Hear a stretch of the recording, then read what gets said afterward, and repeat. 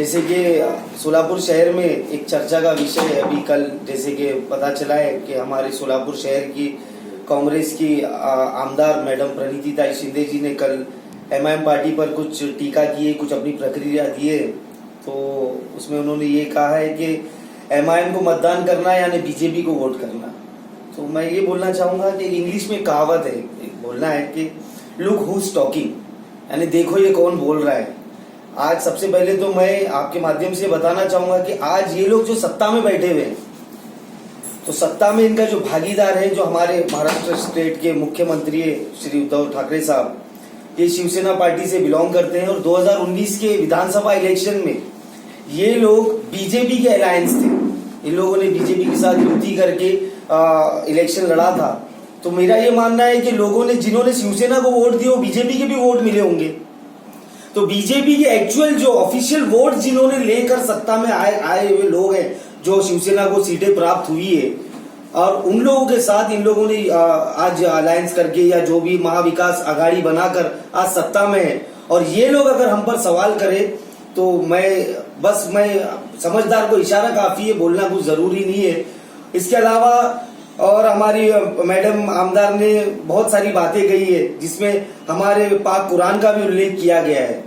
तो मैं ये बताना चाहूंगा कि देखिए, कुरान का जो अहमियत है हम मुसलमानों की जिंदगी में, उसको हमसे ज्यादा कोई नहीं समझ सकता है। और मैं नहीं समझता कि सिर्फ एमआईएम पार्टी नहीं, इतर कोई भी पार्टी का कोई भी नेता, मुस्लिम नेता हो, उसने राजनीति में अपना फायदा उठाने के लिए कुरान शरीफ का कभी कोई इस्तेमाल किया होगा।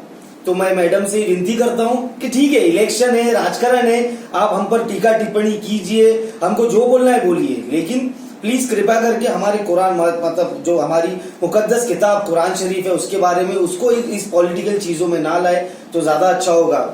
जैसे कि वंचित बहुजन आघाड़ी के बारे में भी बताया गया कि वंचित बहुजन ने आके काम बिगाड़ दी। तो मेरा ये सवाल है कि 2014 में तो वंचित बहुजन आघाड़ी का कोई उम्मीदवार नहीं था यहाँ पर, फिर भी कांग्रेस पराभूत हो गई थी यहाँ पर।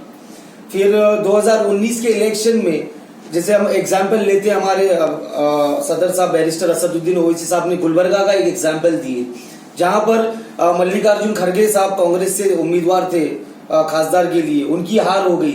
वहां पर तो कोई वंचित आघाड़ी नहीं थी। तो और ऐसे कई एग्जाम्पल्स है, सिर्फ महाराष्ट्र में ही नहीं, ऐसे और भी कितने राज्य ऐसे जहां पर एमआईएम का कोई उम्मीदवार ही नहीं है, फिर भी कांग्रेस अपनी सीटें, अपनी जमानत बचाने में असफल रही है। तो मैं ये बोलना चाहूंगा कि अब ये बस करे, ये बहुत पुरानी कैसेट हो गई है कि एमआईएम पर अपनी हार का ठीकरा फोड़ना बंद करे। इससे बेहतर, मैं बहुत छोटा हूं हर एतबार से, फिर भी मैं एक नसीहत देना चाहूंगा कि आज के बाद से एमआईएम पर अपनी हार का ठीकरा फोड़ने से बेहतर ये होगा कि आप अपना वो एनालिसिस करें, अपनी पार्टी के अंदर हम क्यों हार रहे हैं, हमारी क्या कमियां हो रही है, हमारे कौन से नेता हम लोगों को छोड़कर पार्टी छोड़कर पार्टी को वीक करके बाहर जा रहे हैं। अगर आप लोग इस पे एनालाइज करेंगे तो ये हो सकता है कि आपको आने वाले दिनों में इसका फायदा होगा। होता यह है कि आपके अंदर के नेता काम नहीं करते हैं, लेकिन आप उनको दोष देने के बजाय एमआईएम को दोष देते हो, तो वो नेता वैसे ही रहेंगे हमेशा, और वो आगे भी आप लोगों के लिए घातक बने रहेंगे। तो मेरा मशवरा ये है, हम लोगों को बी टीम बोलना छोड़ दीजिए, जबकि आज पूरे भारत देश की जनता ये जान चुकी है कि कांग्रेस, हम तो अगर आप बी टीम बोलते हैं तो Congress A to Z team है। हम सिर्फ अगर बी है तो आप A to Z हो, क्योंकि आपकी पार्टी से जीता हुआ आमदार हो, खासदार हो, माइग्रेट कर जाता है भाजपा में। वो भाजपा का मिशन लोटस को सक्सेसफुल करने के लिए पलटी मार देता है, वहां पर सत्ता पलट हो जाती है, उनके ऊपर कोई कार्रवाई नहीं की जाती। और अगर हम सोलापुर शहर का ही एग्जाम्पल दें, 2019 के विधानसभा इलेक्शन में जब मैं एमआईएम का उम्मीदवार था, मेरे खिलाफ प्रचार के लिए इसी सोलापुर शहर में ज्योतिरादित्य सिंधिया जी यहाँ पर आए थे प्रचार करने के लिए, कांग्रेस की तरफ से। बोलना जरूरी है क्योंकि आज वो कांग्रेस में नहीं है, आज वो बीजेपी में।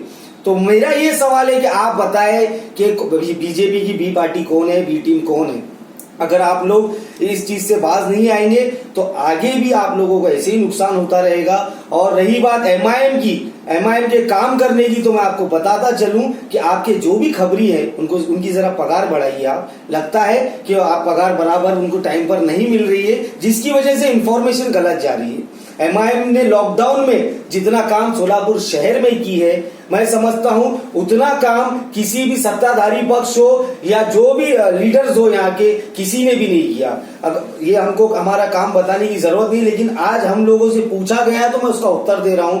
यही एमआईएम पार्टी थी जिसने दोनों लॉकडाउन में, दोनों पहले वाले लॉकडाउन में भी दूसरे लॉकडाउन में भी 10-10 हजार फूड किट का वाटअप किए। पीपीई किट क्या होता है किसी को पता नहीं था। जब पीपीई किट क्या मास्क के लिए मारामारी चल रही थी, उस दौर में एमआईएम पार्टी ही पहली ऐसी पार्टी थी जिसने सोलापुर शहर में अस्पतालों में पीपीई किट का डिस्ट्रीब्यूशन किया। सबसे ज्यादा मास्क वाटअप हम लोगों ने किए। हर गरीब के साथ खड़े होने का काम हम लोगों ने किए। अरे आप हमसे सवाल करते हो, अगर आप जितना राज इस सोलापुर शहर में किए हो, आपने जिन जिन पदों को भोगे हो, अगर उसका आधा भी अगर मैं या हमारे कोई भी एमआईएम वाले के पास उतनी पावर होती तो मैं ये आप लोगों को आज वादा करता हूं कि हम सोलापुर शहर की जितनी भी गरीब जनता है उनको घर बैठे घर पहुंच पूरा लॉकडाउन जब तक खत्म नहीं होता उनके खाने की सुविधा करके दिए होते। हमारी हालत से जितना हुआ हम नहीं किए। हम ना सत्ता में है, हमारा ना कोई पॉलिटिकल बैकग्राउंड है, ना हम माजी मुख्यमंत्री रहे, ना गवर्नर रहे, ना ऊर्जा मंत्री रहे, ना हम आमदार रहे, फिर भी हमारे अंदर एक जज्बा है काम करने का। मैं आपसे हाथ जोड़ के विनती करता हूं कि पॉलिटिक्स कीजिए, लेकिन इतने निचले स्तर पर जाकर लोगों को गाफिल कर कर, मुसलमान समाज को कुरान का नाम लेकर जलील कर कर ये राजनीति करना बंद कीजिए। अब मुसलमान ही नहीं, दुनिया का हर नागरिक जागरूक हो गया है। ये सोशल मीडिया का दौर है। और आखिर में मैं ये बोलना चाहूंगा कि आप हमें बी टीम बोलो, सी टीम बोलो, अब उससे हम लोगों को कोई फर्क नहीं पड़ता है। संविधान के मुताबिक हमको जो अधिकार मिला है ऑफिशियली इलेक्शन लड़के हमारा हक हासिल करने का, अब हम वो हक हासिल करके रहेंगे। हम लोगों के बीच में जाएंगे, बाकी जनता जनार्दन है, उनको जो ठीक लगे वो कर सकते हैं। तो इन द एंड मैं ये बोलना चाहूंगा कि जो कल स्टेटमेंट आया था, हम एमआईएम पार्टी की तरफ से हम इसका निषेध करते हैं। शुक्रिया, जय हिंद। आजादी बचाओ न्यूज चैनल को सब्सक्राइब करने के लिए बेल आइकन पे क्लिक करना ना भूले। साथ ही साथ लाइक करें और शेयर भी करें।